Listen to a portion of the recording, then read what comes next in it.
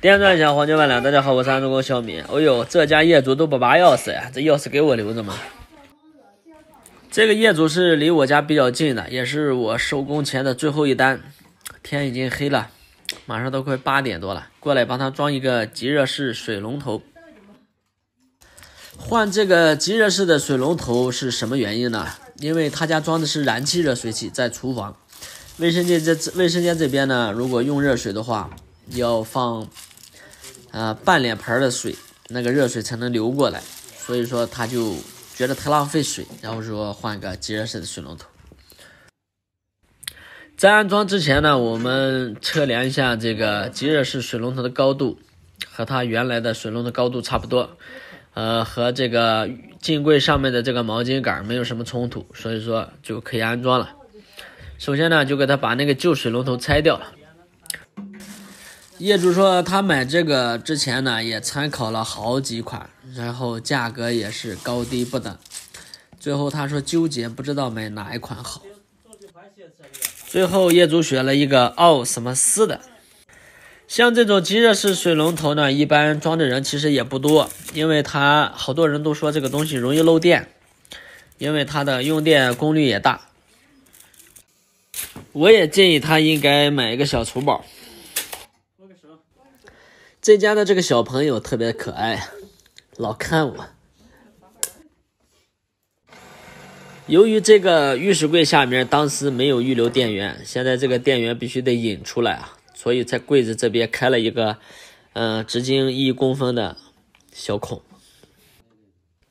刚好这个插头也是可拆线的，然后就是这个线的长度也刚好够。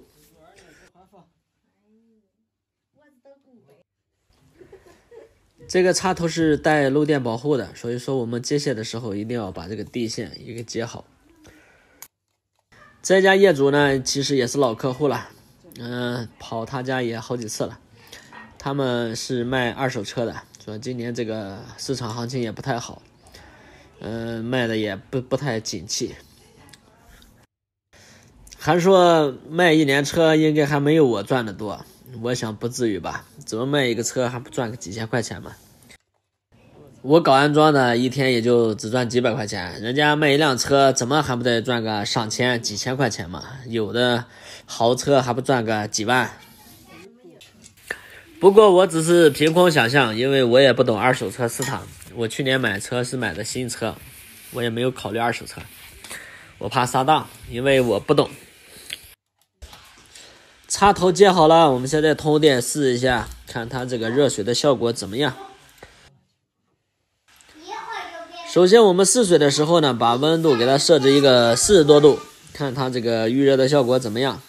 但是出现一个问题啊，我们把水量开到最大的时候，它加温的时候只加到33度，然后一直就温度就上不去了。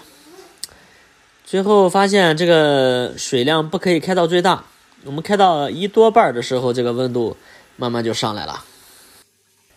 现在这个龙头已经装好了，但是我有个疑问，就是说像我家用的是天然气，有好多客户他们家都用的是电热水器，像我们正常用电和用气哪个比较省钱呢？再一个就是用电和用气哪一个更加安全一些？好了，本期视频就拍到这里了，收拾我的工具马上回家，已经8点多了，快要吃饭了，拜拜。